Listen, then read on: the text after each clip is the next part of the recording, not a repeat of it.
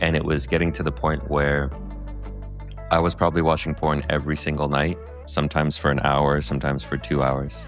I would go home, close my door, lock the door, and then look at porn every night. And I started to notice the ways that it was impacting many aspects of my life. Primarily the way it was impacting my relationships, my intimacy with other people, my expectations of what other women should look like, my expectations of what they should be interested in, but also the ways that it was impacting my sense of self-worth, my sense of self-respect. It was having a real impact on my life. Welcome in to Menfolk Journeys, the podcast of great conversations with men. I'm your host, Chris Foster, and we're going to explore how we wear this beautiful and confusing mantle of manhood in the 21st century. Look, I get it. In public life, a lot of men are knuckleheads.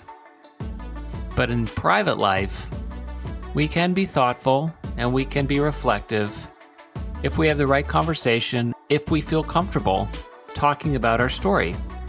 And we all have a great story to tell. And we can all learn from those stories. We can learn about who we've been, who we are, and who we want to be. And that's why we're going to have this conversation, so we can learn from other men just like us. And in this episode, we're going to talk with my new friend Jeremy. Yeah, we are going to talk about porn addiction, how he had it, how he can help, but also about meditation, Buddhist philosophies, and the way in which you can strengthen the mind to make your whole life stronger and more resilient to overcome these kind of addictions. This is an incredible, amazing episode. I hope you enjoy it. Welcome in to Menfolk Journeys.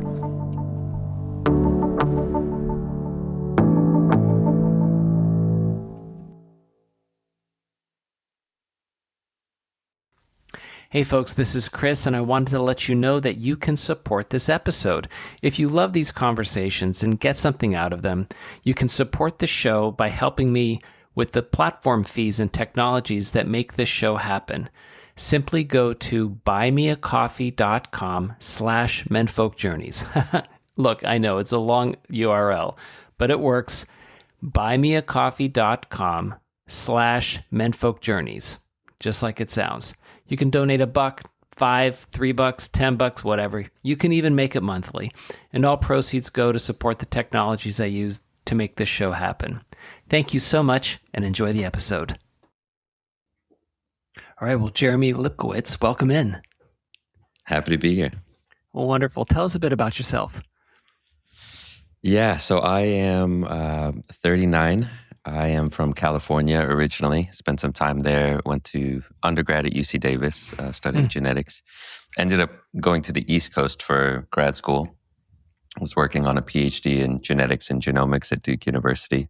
And then, as we can get into this story, I ended up leaving the sciences and going down a long path of meditation and mindfulness and coaching and all kinds of personal development. And that's what I do with my time now. Is I work with guys with porn addiction, mainly through coaching and group work. And I live here in beautiful Thailand, so I'm a day ahead of you where you are now. But I've been living in Thailand for overall about 6 years. It's just a wonderful place to live. Wonderful. That's there's so much to unpack there, but I want to start with your first intellectual pursuits and your academic pursuits of genomics and genetics and kind of the interest of those building blocks of not only just life, but of people and their personalities. What got you interested into that? What drew you into the realm of genetics? Yeah, for me, it was an interest in science from a very young age. I mean, my mom is a scientist, and I think I was always just interested in understanding the way the world worked and using the scientific method as a very rational approach to seeing how things really worked. And also I was fascinated by the study of evolution and where we came from, and also the fact that we're related to every living being on Earth, which is just fascinating. I mean, even the microbes on your desktop right now, have the same genetic code that we have, and we share that common ancestry, which is fascinating. And so just understanding that is kind of a beautiful thing to dive into. So from a very young age, I was interested in the sciences and how the world works. Have you ever read a book called The Ancestor's Tale? I have not, I don't believe, but it sounds very familiar. I think it's a book that's right up your alley. What The Ancestor's Tale walks us back in time, and it connects human to then, Australia's the whole. Actually, it starts off with us as Homo sapien, and then it moves back to the other Homo genuses, and then it moves back, and essentially connects our current human evolutionary state to all these other creatures. And then it goes to mammals, and then it breaks down into, splits off from birds, and then it goes all the way down to microbes and small microorganisms, and basically winds back the clock in terms of millions of years of where this life kind of boils back to. I think that is such an interesting way to view the world, and I want to touch on that, how it connects to Buddhist concepts of connectedness, right? Because there's a thing there that you said in terms of people and other living organisms, and so you went to school, studied genetics, and you went to grad and PhD, and that's a pretty deep dive, Jeremy. I mean, that's a really focused intellectual pursuit. There's something that's delightful about that, right? This insular nature of kind of diving into the knowledge. What did you like most about those years in terms of the deep dive? Well, it was a good life. I mean, I was fortunate enough to have a full ride scholarship for my program, both from Duke University and from the National Science Foundation. And so I got to just focus on my thesis, my studies. And it was just a wonderful time. I remember enjoying my life, going rock climbing with friends, and then doing my research. And when you have few responsibilities, when you're young and naive, and you get to just enjoy your life a little bit more.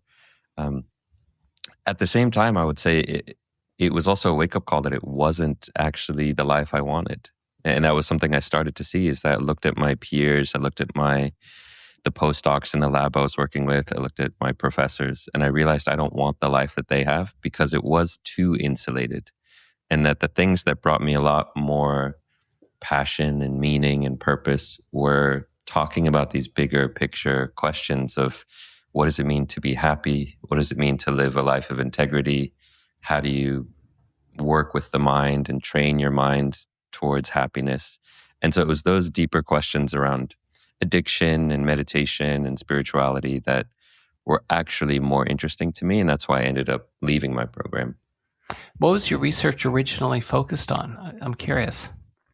Yeah, so I was actually studying plants. I was studying plant development. So, again, when you study genetics, every living thing has genetics and shares the same genetic code, genomics.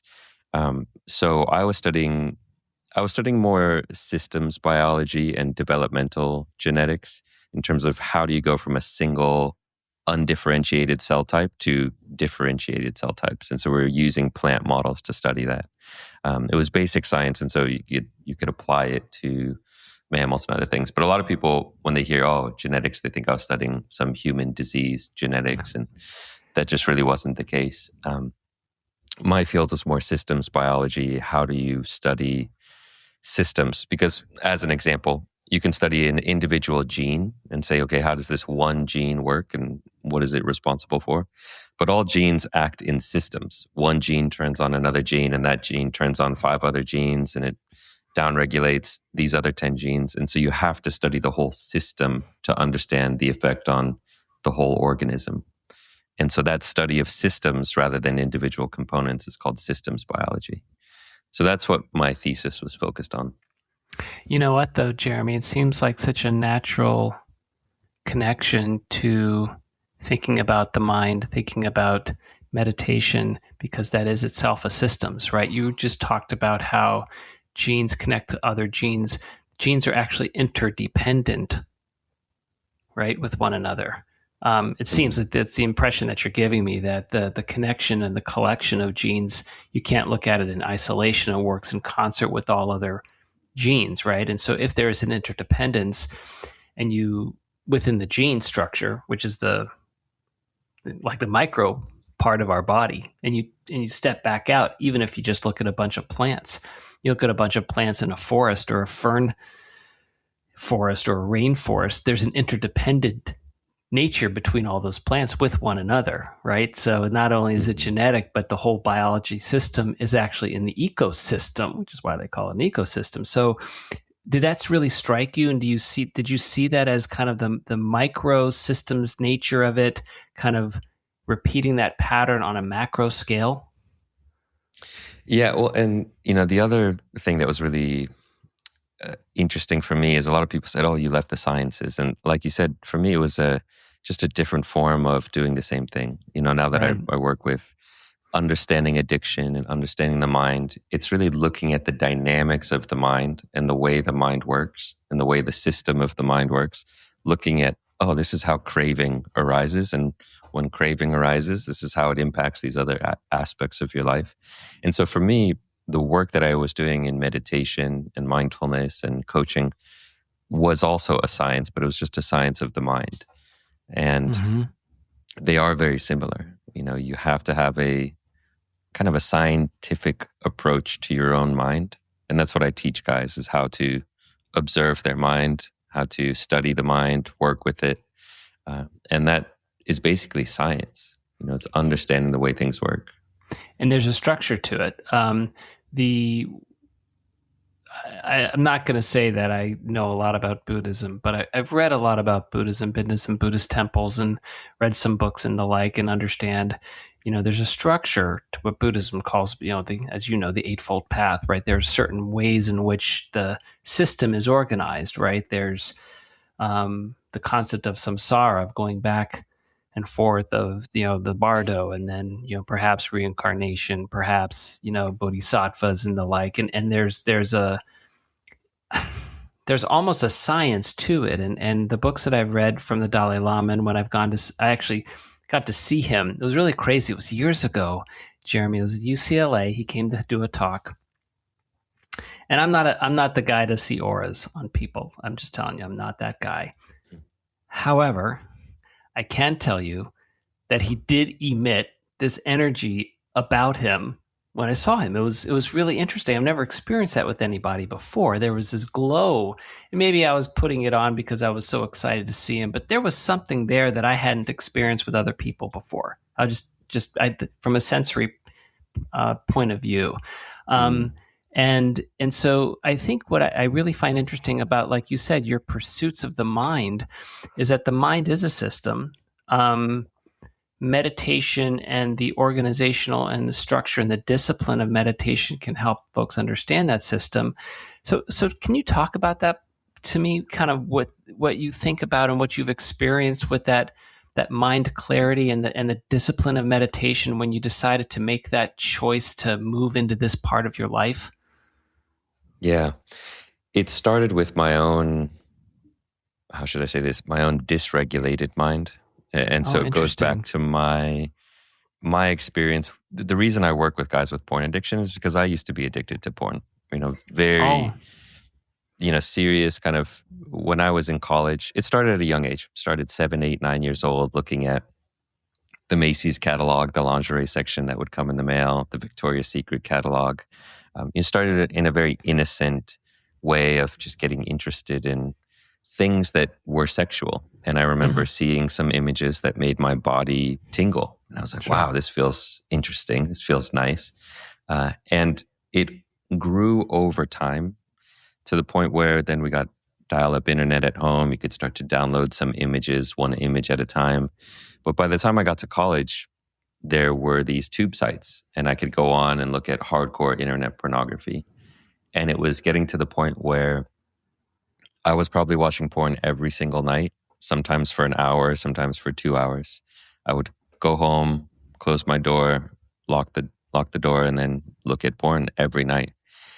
And I started to notice the ways that it was impacting many aspects of my life. Primarily the way it was impacting my relationships, my intimacy with other people, my expectations of what other women should look like, my expectations of what they should be interested in, Right. but also the ways that it was impacting my sense of self-worth, my sense of self-respect, my ability to focus and do deep work, my concentration. My dopamine system was being totally fried. And so I was just starting to notice the way that this habit wasn't so innocuous. It wasn't just this trivial, oh, it's something I do for entertainment at the end of the day. It was having a real impact on my life. And that was when I started to notice that my mind was actually out of control, because I had been training my mind to be addicted to lust and addicted to sex and addicted to novelty. And one, real key insight I had, I was walking down the street in a college town. This was UC Davis, back when I was still at Davis. And I remember the skies were blue and sun was shining and my life was amazing. I was a stellar student, had a lot of friends, was captain of a sports team. So my life was really good. And I remember in front of me, there were these two young college girls walking in front of me. And I could not help but stare at their bodies. I was just consumed by this feeling of lust and craving and wanting and desire. And in that moment, it felt like this big black hole opened up inside of me. This emptiness, this void inside of me of, I need to have that. And I feel empty right now until I get that thing, until I talk to them, touch them, go look at porn, go masturbate. I need that sexual release in order to be happy. And that was when I realized that lust itself, like sexual craving, that feeling of lust, is a state of suffering. It's a state of lack and emptiness. It's not a state of fullness or gratitude or contentment or appreciation. It's interesting. I think the word choice is very important on that, Jeremy, because you talk about lust versus intimacy, right? There's sexual intimacy can be beautiful and wonderful, and there's a connectedness, and there's a fulfillment, and there's joy, and there's all the physical stuff that's good for you, right? Which is different than what you talked about, which you just described as being like empty, right? This craving that ended up being empty. I'm sure you're familiar with it. There's a Buddhist concept called the hungry ghost. That is just this. It's one of my favorite concepts. All right, so why don't you tell us about that and how it seems like that's what you were talking about almost. That's exactly it. I mean, that when I remember hearing about that story of the realm of the hungry ghost, and it just ticked every box. It really nailed it. And so what that is, as you say, there's healthy forms of sexuality. Attraction is a normal thing. To be sexually attracted to someone, there's nothing wrong with that. And that's not suffering. To say, wow, that's a really attractive person. I'm sexually attracted to them. I'd like to get to know them. That is beautiful. And it's, part of the healing process is learning how to embrace that sexual side of yourself in a healthy way.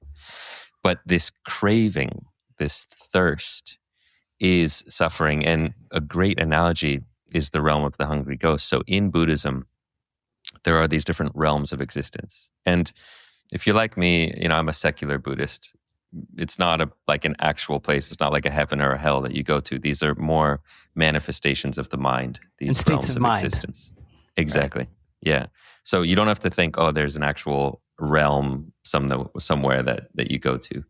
These are states of mind. But it's interesting what I like about that idea, Jeremy, is that a lot of folks, I think they think Buddhism is a religion. I think a lot of Buddhists will say, well, it's actually more of a philosophy, not necessarily a religion. It's a thought process and a way of mind.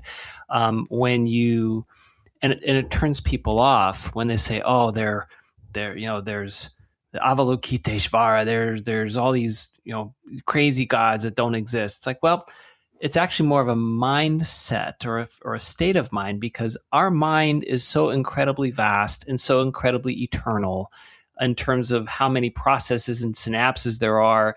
that you can think of your mind as having realms, right? Of places that you go to, right? I was in a dark place. I was in a happy place. Well, bro, those are realms. Those are those are destinations in your mind, right? So I love it that you talk about that the hungry ghost is a state of mind, not necessarily a quote unquote real place. Yeah. Yeah. There is nothing in Buddhism that you have to believe. There's no dogma, there's no belief system about the origin of the universe, or there's no gods even. I mean, the Buddha Right. wasn't a god. He was Correct. a normal bloke like you and me Mm-hmm. who sat down and observed his Siddhartha mind. Gautama, as a note. Exactly. Yeah. So there isn't any kind of like, that being said, there are different forms of Buddhism.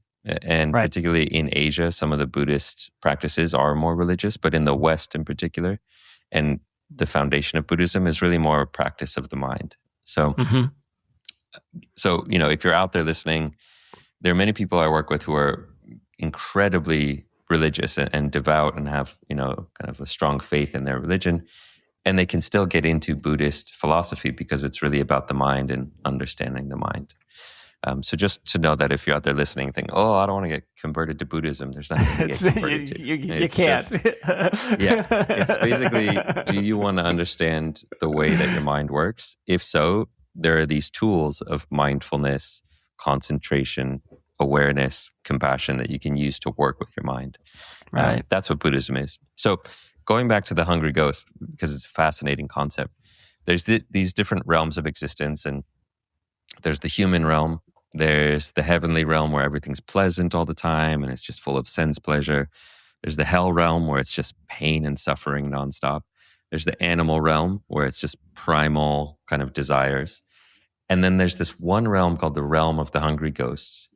And it's filled with these creatures that have these massive stomachs, these huge bellies, and tiny pinhole mouths or needle-like throats. They have tiny mouths and tiny throats. And so they wander this existence with this massive hunger, and they can never eat enough to satisfy their hunger. And so their existence is constantly hungry and never satisfied. They never feel that sense of, oh, I'm satisfied, oh, I'm content. And that's what it feels like to be an addict.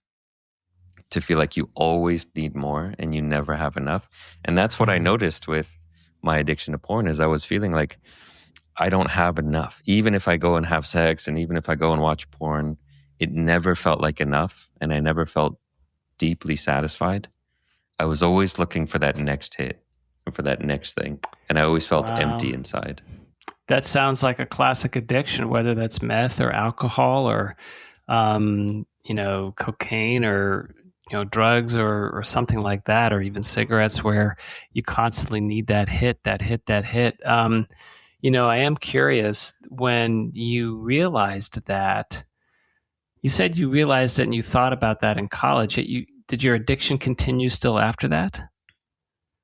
So I think I was around when I had that incident in college where I noticed, wow, this lust that I'm feeling is a state of suffering. And that then also made me think of, okay, this, habit of mine is leading me down a dark path, because that was a very transformative moment also.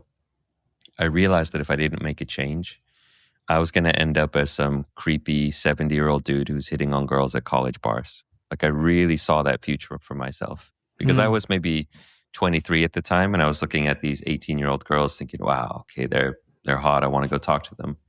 And I just saw, even then, I saw at 23, I was like, if I don't make a change, this is my future. I'm going to be that creepy guy who's at a bar trying to talk to girls half his age. So I realized that I need to make some change, and I started looking at books on happiness, on inner fulfillment, on well-being, and started finding some of these books on Buddhist philosophy. And I found a book called Happiness by Mathieu Ricard, and he was this former scientist who became a Tibetan monk. Mm-hmm. And he really explained what real happiness is, and that it's not just the fulfillment of sense pleasure. It's not like if I have more candy bars, I'm actually going to feel fulfilled. Or if I have more sex, I'm going to feel full inside. That happiness is these other things that we don't really talk about. like gratitude and contentment and patience and being of service and having equanimity and a calm mind and inner peace. And so I started to realize, wow, there are things I can do to actually cultivate a happy life. And that sent me down a path. I ended up traveling to India. That's when I started going on these meditation retreats. And so my recovery wasn't instant. It took, a couple of years of trial and error, and I was still addicted to porn for, a year or two after that. And it was around my 25th birthday when I really dove deeply into meditation. That's when I ended up going to India and started going on these meditation retreats that became a very important part of my life. So that was a bit of the trajectory. That. Yeah, tell me about those moments where talk about how, meditation did change your brain. It changes your mind, probably even your body too. I would think that there's using that word again, a systemic change that happens when you can really lean into meditation.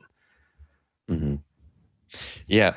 Well, the mind and body are connected, so that the things you do to affect the mind also affect the body. When you're nervous and anxious, your body's also tight, and you're stressed and you're clenched up. And when you learn how to calm the mind and find that peace within yourself, you also relax the body. You feel much more open and spacious and regulated. I mean, your resting heart rate goes down and your immune system improves. It's pretty fantastic, the things that you can do with some meditation training. Going back to this topic, like the thing that got me into this was my own dysregulated mind.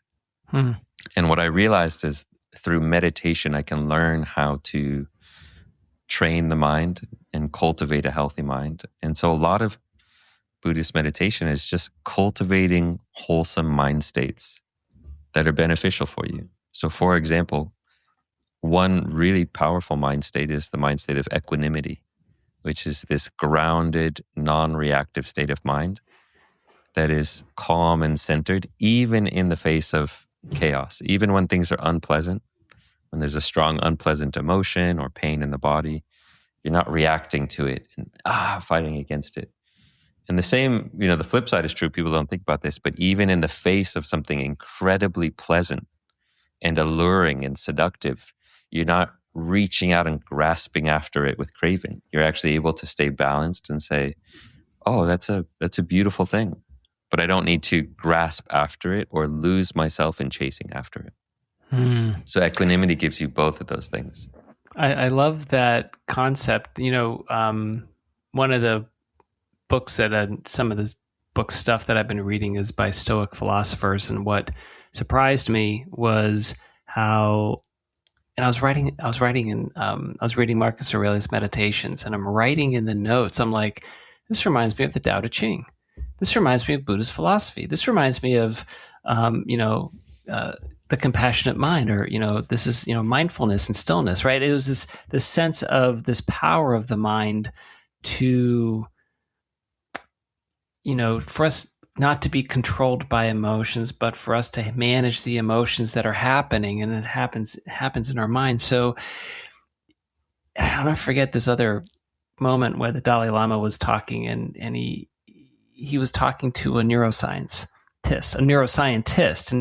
and saying that what we can do now with brain scans, they couldn't do 30, 40 years ago, but they can do these really intense deep dives into how the mind works and reacts to stimuli, and so he was basically said, what is mind? What does that mean with a capital M? What is mind, right?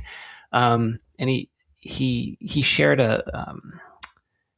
I wouldn't say it's an experiment, but you could call it an experiment, where there were some Tibetan Buddhist monks who put all the microbes, or not microbes, transponders or measurements or whatever you want to call it, on their heads, right? And they stared at these two vials of water, right? And one vial of water, one monk projected just loving kindness thoughts into this water, and another one, projected, hateful, disturbing, dysregulated, like you said, dysregulated thoughts. And then they looked at the crystalline structure of the water afterwards, and the crystalline structure of the water from loving kindness was beautiful and elegant and structured and strong, and the one with the water that was getting projected thoughts of dysregulation and unsettledness and hate was all jagged and kind of interconnected in an odd way. And whether that's true or not, and whether you think that or not, it really got me thinking, though, that because our body is made up of so much water, how much we are influenced by our thoughts. Like you said, that mind-body connection. It's not just the mind-body, it's the whole system are influenced by our thoughts. Yeah. Well, and you don't even have to go so far as believing or not in that the study that you just talked about. What's very true is it's not just that we are influenced by our thoughts. We are our thoughts. That if you are living in compassion and patience, you are living in that reality, and it is a much more pleasant reality than to be living in judgment and hatred. Like that was that thing that I realized when I had this moment of realizing that lust is a state of suffering. That when you are embodying greed or hatred or judgment, it's an unpleasant state of being. You feel, it's not a beautiful way to live. It's a state of suffering. Any of these unwholesome mind states, judgment, anger, hatred, self-pity, oh, poor me, these are unpleasant. We are our thoughts. And at the same time, if you can be cultivating self-compassion, self-awareness, curiosity, contentment, it's actually, you're living in a beautiful way. And so we are our reality. Like the lens that we look through determines how we experience our reality. And you can change that just by cultivating those wholesome mind states. And a very important part of this is, again, you don't have to believe this. Neuroplasticity is part of this, which is the understanding we now have that what you do with your mind strengthens those neural pathways. The more often you think a certain type of thought, the stronger those neural pathways become. And so if you're constantly thinking thoughts of judgment, judging this person, judging that person, judging yourself, you're hardwiring the neural pathways of judgment so that it becomes the autopilot response of the mind. So that more and more you're living from that place of judgment. If you instead cultivate thoughts of love and kindness or compassion, those neural pathways become stronger, and you can make that the default habit pattern of the mind. It's the habit pattern of the mind. And what I think is so interesting about what you said is that I think Doug Hill wrote a book called The Power of Habit, where he talks about retraining the mind.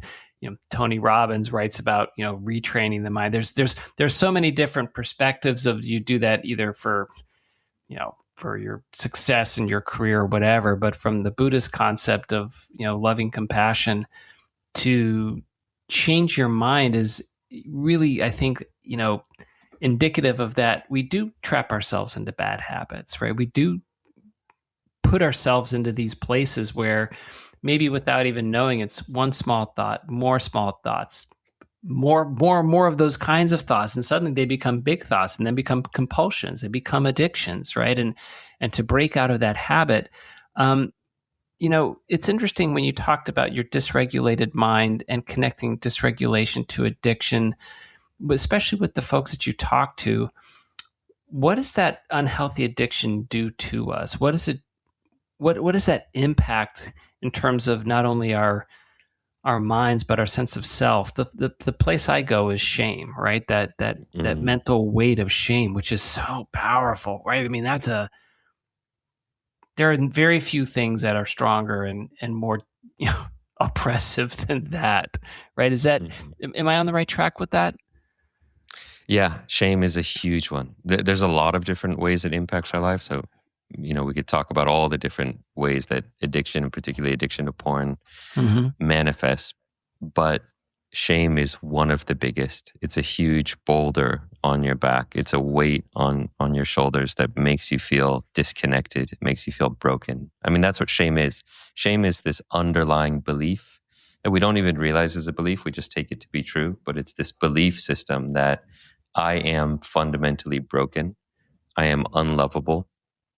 There's something wrong with me. And if people knew the truth about me, they wouldn't love me. And what that does is it causes us to isolate. We don't want people to see us for who we really are because we think we're broken. And so we isolate, we hide, we disconnect.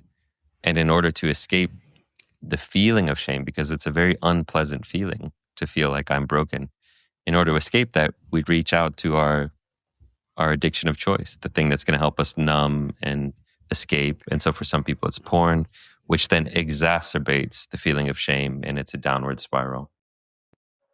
We'll be right back.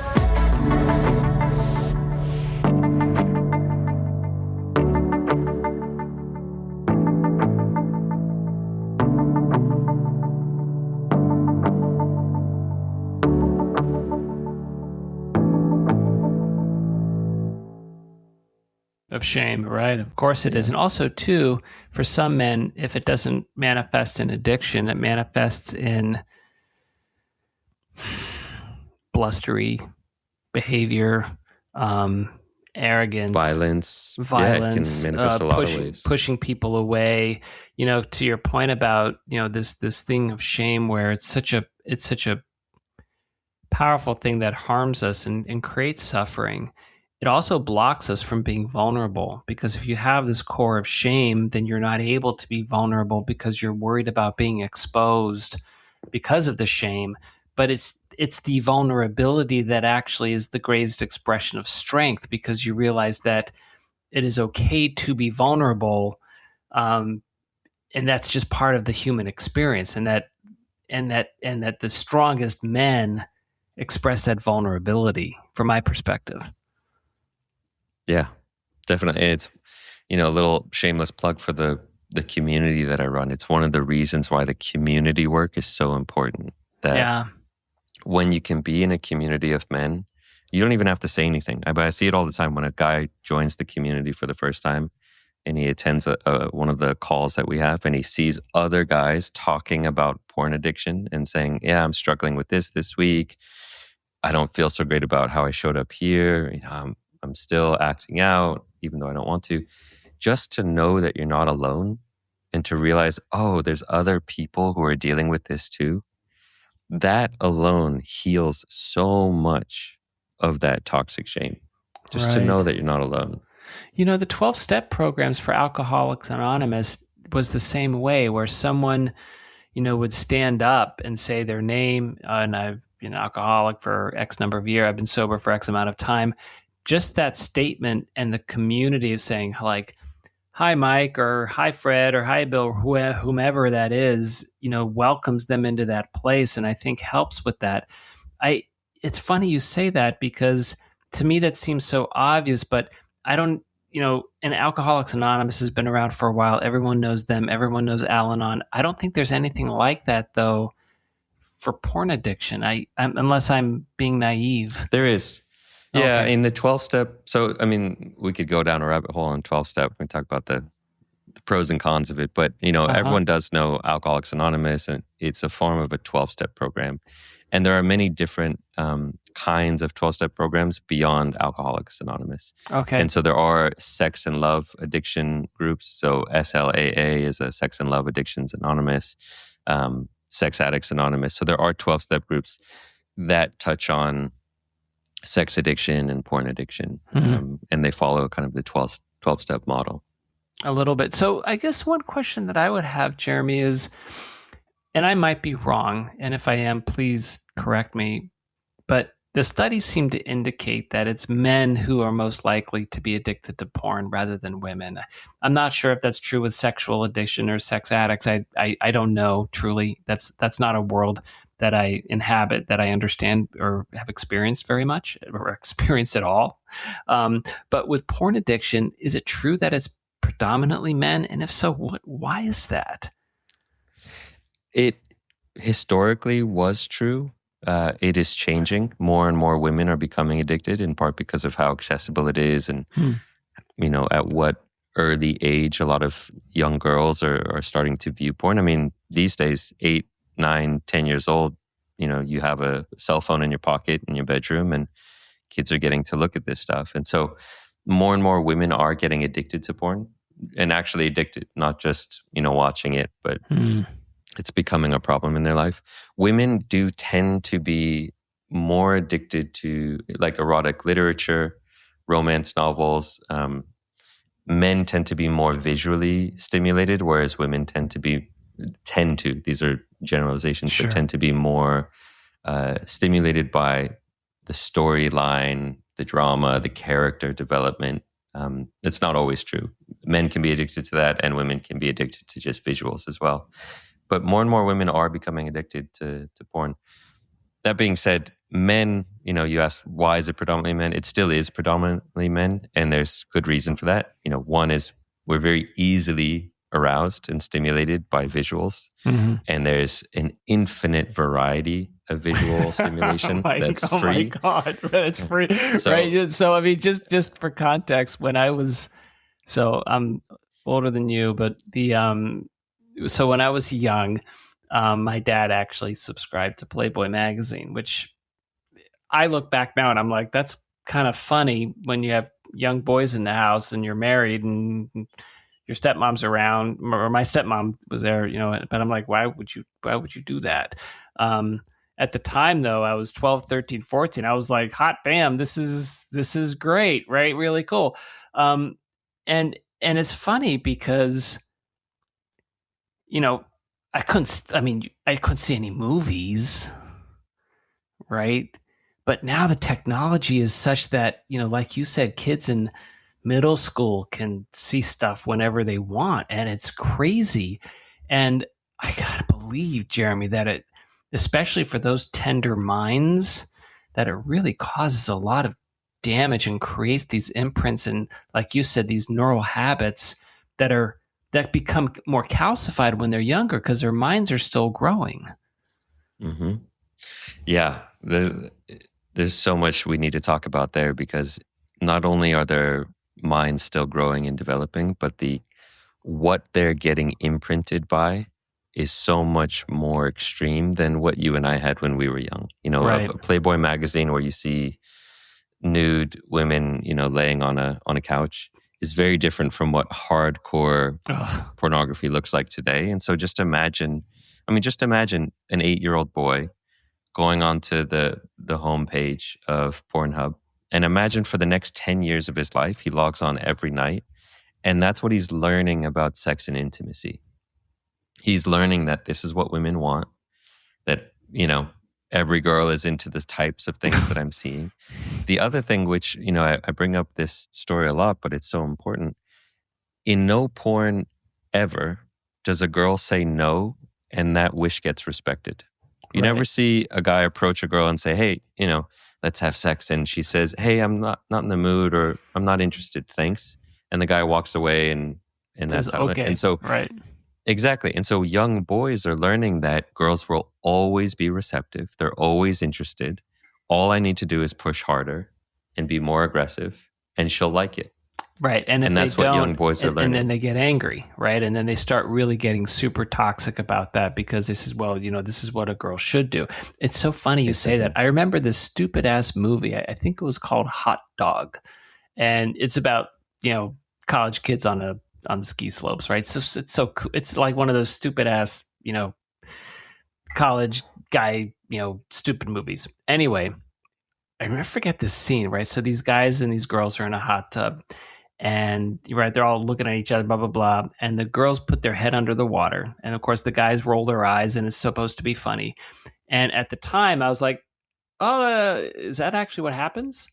I'm like, and now as an adult, I look like, of course, that's terrible. That would never, ever, ever happen. And then I think, are girls watching that movie with their dates saying, is that what he expects me to do? Like, should I be doing that? And am I wrong for not doing that? And the guy's like, hey, is this going to happen? Like, should I be expecting that?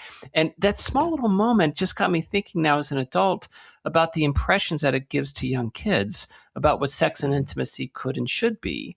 Right. I'm not saying that people should or shouldn't do certain things. Right. I'm not about the judgment on that, but it needs to be consensual, needs to be mutually pleasurable, mutually respectful, and all that stuff. I think we can all agree that that's a fair place to start. And so I really get worried about these young men now that are 16, 17, 18, early 20s that maybe are addicted to porn now. and can't quite get their way through having a healthy, loving, intimate relationship with a young woman.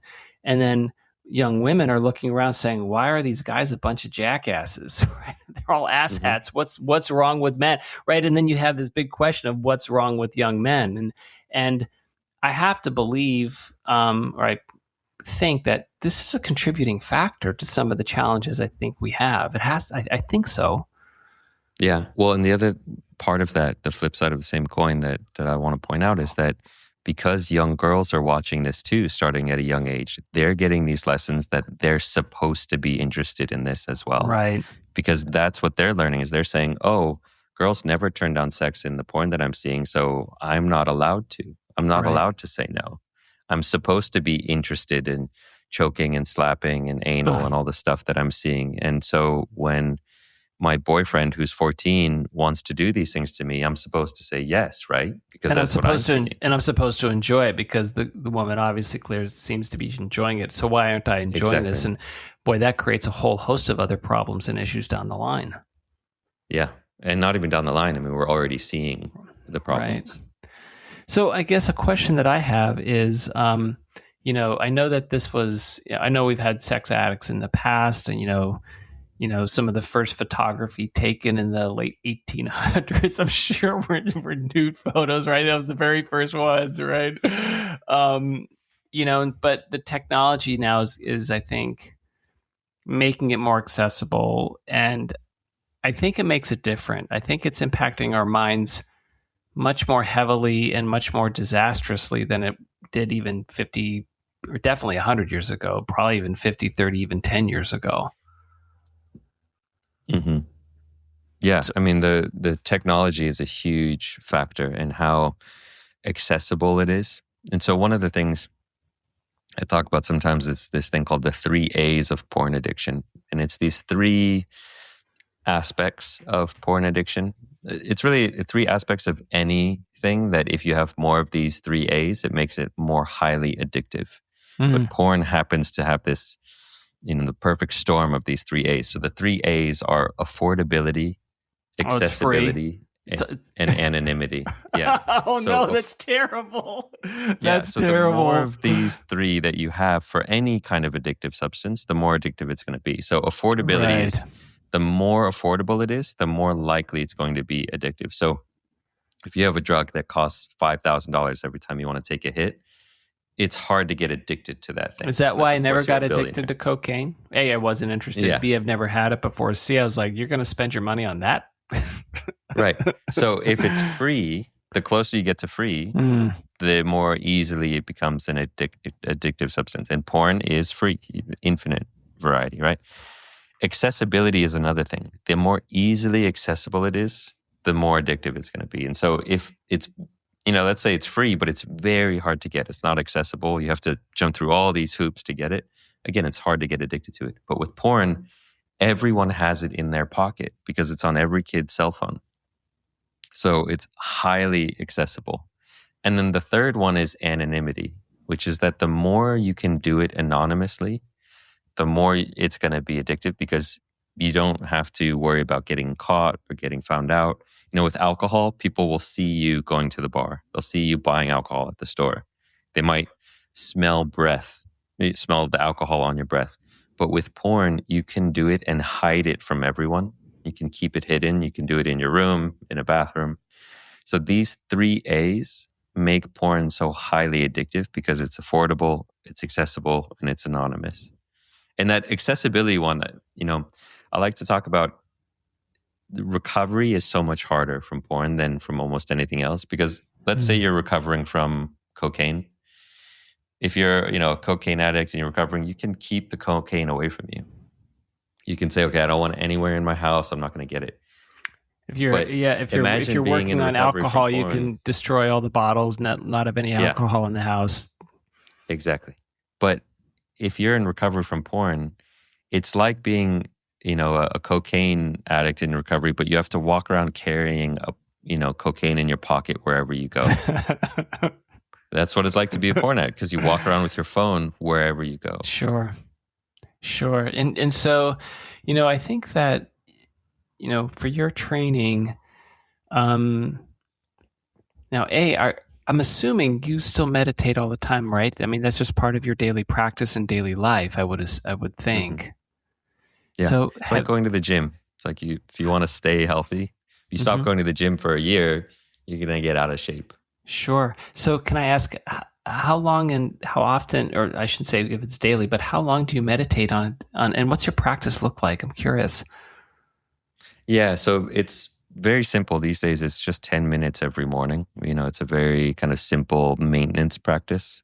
So every day when I get up, I have a morning routine, things that I do. Importantly, I do these things before I check my phone or email. I put my phone on airplane mode the night before, turn it off, put it on do not disturb, and I do all the things in my morning routine before I open up my screens. And one of those things is my morning meditation practice. And it's very simple. It's just 10 minutes of practice. I sit down. I don't judge the practice too much. Did it go well or not go well? Um, and so that's kind of my daily practice with meditation.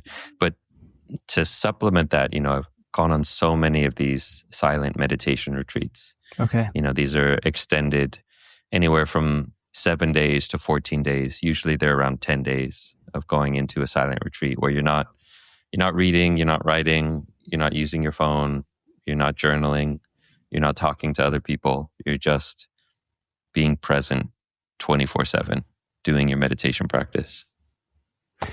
Um, I have to believe that has really made your mind so much stronger than it was before you started. Yeah. And Yeah. do you And see? stronger. Uh-huh. Go No, I for it. was going to say, do you feel that difference? Like, do you kind of sense, because if you're a bodybuilder, you can look back 5 years ago and say, "Hey, this is my before and after picture," right? Very hard to do that in the mind, right? Your before and after. But do you feel that, and do you sense, or do you even know that? Yeah, you definitely feel it. Yeah, I remember when I was young, maybe in high school, starting to get into lifting weights. And I remember having this one experience. It just kind of stood out to me. I remember being at the grocery store and lifting up a gallon of milk and it just feeling like I could hold it really well. And then just thinking, wow, I feel so much stronger than I used to, and it was that sense of just enjoying the strength of being able to lift up something quote unquote Hmm. heavy. A gallon of milk is not that heavy, but feeling that strength in your body. And the same thing happens with the mind. The Hmm. more you train the mind, you feel more regulated inside. You feel more grounded, more able to handle the ups and downs of life, to handle the stress, to handle the strong emotions that come. And they also come less often. You just feel more regulated. And it's very similar to brushing your teeth. If For most of us, we brush our teeth every day. And if you don't brush your teeth, you notice it. It feels gross. If you Right. go a full day without brushing your teeth, it feels slimy almost. And it's like something's really wrong. I got to go brush my teeth. It's the same with meditation. People, not just myself, but people tell me this all the time. It's like, oh, I stopped meditating and I felt so much more anxious and stressed and agitated. And I really got to get back to my meditation practice. So it does make a noticeable impact. So, for someone who hasn't started a meditation practice in their lives, what would be your recommendation to get started? Get some kind of external support. Download a meditation app. I have meditation programs in my program. Hmm. Learn from a teacher, but don't just sit down and say, "Oh, okay, well, somebody told me how to meditate, so I'm just going to sit down and close my eyes and think that I'm meditating." Because meditation it's actually a very technical thing. It's not just sitting down and closing your eyes and clearing your thoughts. That's a huge misconception about what meditation is.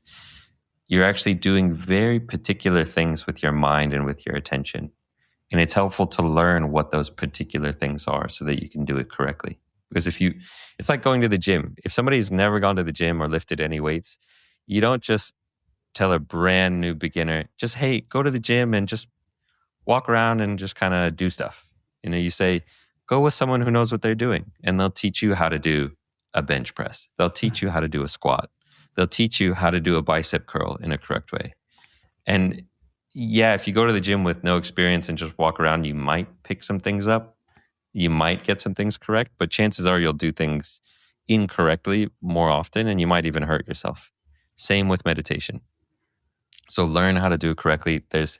At this day and age, there's no excuse to not know how to do it correctly, because there's a gazillion apps out there, a gazillion online programs that you can get for free. So, do some kind of structured app or program or something to learn how to do it.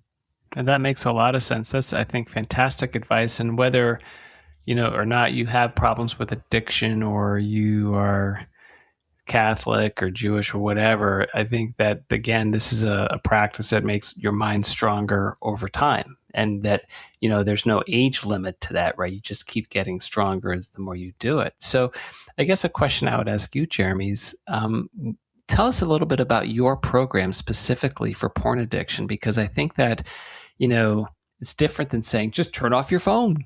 Just put your phone away. Mm-hmm. I don't think that's going to work with this. So talk about the structure. I'm really curious about your methodology, because it must combine some of your experiences in Buddhist meditation and mindfulness and apply that into the program itself. Yeah, and importantly, it's because of, you just brought up a big stumbling block for a lot of people with porn addiction is what most guys try. They recognize, okay, this is not healthy. This is causing problems. So let me just try to stop. Let me just put the phone away and stop watching porn. And they never get to the point of addressing the underlying reason why they reached out to porn in the first place. They never do the inner work. So it's like slapping a Band-Aid on cancer or on some kind of internal bleeding. You're not actually addressing the underlying root cause of the addiction. Mm-hmm. Because it's not about the substance or behavior. It's about what's going on inside of you that made you reach out in this unhealthy way for this unhealthy coping mechanism. And so in order to really have lasting recovery, you've got to start going within and looking at what's the root cause of this addiction, and start doing some of the inner work to heal from the inside so that you have inner freedom. This is one thing that we really focus on in my program, is inner freedom, to end the war with porn. Because some recovery programs is just stop watching, and you can live the rest of your life in a battle against this thing where every day it's a struggle and I don't want to watch. And that's a miserable way to live your life also. Sure. Every day is a struggle against this thing. And so a much more sustainable way is to say, let me look at the root cause of this. And if I can address the root cause so that I don't even want to watch porn, so that it's just not a part of who I am, that's a much healthier and more sustainable approach to recovery. And so in my program, we do that inner work, and mindfulness is a key component of having the tool to go inside yourself. That's really mindfulness, and that self-awareness. It just gives you the foundation to start to do the inner work. It doesn't even do the inner work yet. Mm-hmm. It's just having the tool of self-awareness to notice your different emotions is the beginning of the journey. But then you got to learn how to cultivate these other components like self-compassion and equanimity and gratitude and acceptance and these other things that really address the underlying issues of addiction. Sure. I think almost, if I can make this intellectual leap, the program itself might be, or people might go to your program for the porn addiction, but to me, it's almost a life-building skill of how to train your mind to live in a more comfortable, loving kindness, contented way. Is that? Yeah, and that's my podcast and my program is called Unhooked, because it's not about porn. It's about noticing the things that enslave your mind, whether it's porn or alcohol or social media or work or, your relationship with other people. Notice the ways that your mind is out of control and learn how to break free from those shackles, whatever they are. It might be people pleasing. Like you said, a lot of people come to my program because it starts with porn. They say, I want to get rid of this porn addiction. And then they start to realize it's not just porn, it's all the different ways that their mind is enslaving them That's a without them really being aware. that is a really specific phrase where your mind enslaves you, whereas you're not controlling your mind, but your mind is controlling you. That's a really interesting way to phrase it, because it means that truly, if you're enslaved, you're not in control. Mm-hmm. Huh. Yeah. When I was, when I had this moment of realization that I talked about earlier when I was in college, and that was a big feeling for me. I felt like I was a slave to this lust. Like, it would cause me to do things against my will. It was, you got to go and do this. You got to go talk to her. You got to, check her out. And I would not want to do it. I was like, no, I want to study. I came to this cafe to read my textbook. I don't want to be, checking her out every 3 seconds. And my mind, the lust was enslaving me and saying, no. I know you think you want to study, but we're going to check her out. Right. And you're like, come on, mind. That is so wonderful. And that practice, that meditative practice, is what helps you end up controlling your mind. You controlling your mind. Yeah. I love it. Yeah. Taking back control. I talk about this with a lot of my guys. It's like getting back into the driver's seat of your life. So many guys are in the passenger seat being pulled around by all sorts of things that they're not aware of, whether it's lust, it might be the people pleasing or the fear of confrontation, all kinds of things that push you into the passenger seat and you get taken for a ride. And you become the victim, you become just, someone going along for someone else's journey. But instead to say, you have to take back control and take back the driver's seat. Right. To live your life the way you can possibly live it. That's a wonderful And to live refrain. a life of integrity. Sure. A big part of this is there's one concept I love talking about, which is called, it's another Buddhist concept that I got. It's called the bliss of blamelessness. And it's this idea that when you're living in a really ethical way, when you're living in integrity, when you're not causing harm, you're not cheating people, you're not lying or living a double life, when you're really living in an ethical way and in integrity, there's a bliss of blamelessness when you can hold your head high and there's nothing you need to hide, and you can look yourself in the mirror and be proud of the person you are. That feeling is priceless. It's blissful. It's beyond any sense pleasure to know that you're a good person and you're living in a good ethical way is what we all really want. Because when you're addicted to porn and you're lying to your loved ones and hiding things and looking at things on your phone, I know this very well, and many of the guys listening to this will know it. Somebody asks to borrow your phone because they want to look something up, and you freak out. You say, oh my gosh, did I close my browser tabs? Did I remember to delete my history? Can I hand them my phone? Are they going to see the pictures and you feel fear of being found out, of being caught. And there's this internalized sense of fear of, if people knew the truth about me, if they found out, they would scream, they would run away. And when you can live in this bliss of blamelessness, it's like, yeah, you want to borrow my phone? Sure. I have nothing to hide. Nothing to hide, and it's blamelessness, not just, it's a wonderful, beautiful phrase, because being, blamelessness in terms of not blaming other people, that judgment, right, where you don't judge other people, but that also includes yourself, right? If you can get to the place where you're not judging yourself, or, there's the idea of self-love is such a powerful thing, and so few of us seem to have it, where you can actually love yourself for who you are, flaws and all. But to say, to your point about, I get to this place of integrity, and I get to this place where I'm not going to be shamed or blame myself for things that I've done because I've avoided those pitfalls, right? I've avoided those places of a state of mind that is, everybody feels it. Everyone feels it when they go to a place that they shouldn't go. Right? And you know it. You know you shouldn't go to that place, but you do anyway. Interesting conversation with a guy named Matthew Noah. Wonderful man. He uses a Catholic perspective of coaching, and he talks about the continent or the incontinent man, right? Where the incontinent man might do something that isn't ethical, but he knows it.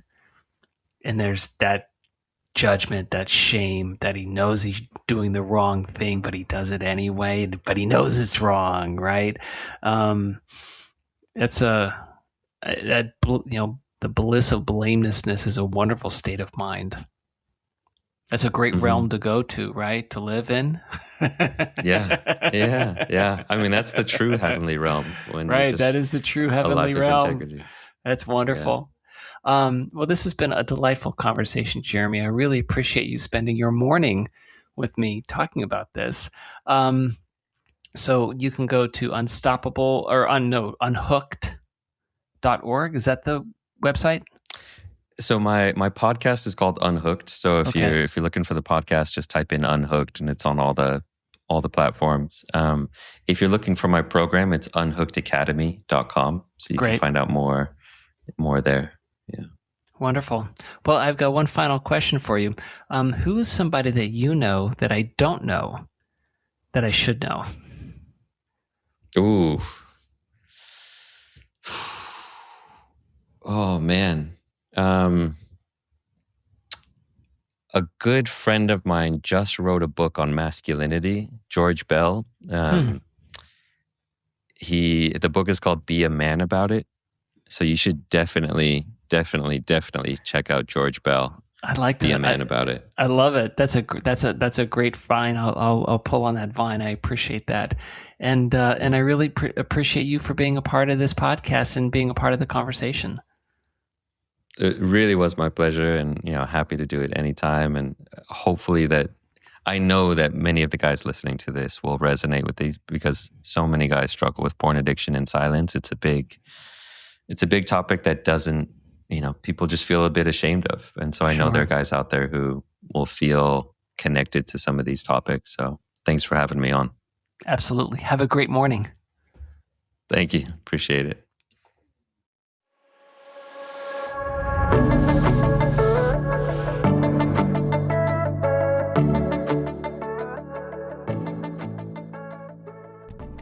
Well, oh my gosh, Jeremy Lipkowitz.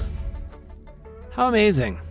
How brave of him to be so forthcoming about his own battle with addiction to porn and kind of how he got himself through that, but the self-awareness to realize that it was damaging his life. The understanding that he had to make a change mentally, like in his mind, he needed to get to a better place where he could be absolved from that, or remove himself from that, and absolve him in the sense that he forgave himself, but to the place where it didn't bother him anymore mentally. And then, of course, it took him on an incredible journey of meditation, self-reflection, real Buddhist thoughts, and now it changed his life. Now he's living in Southeast Asia, helping other people recover from porn addiction. So what did I learn from Jeremy?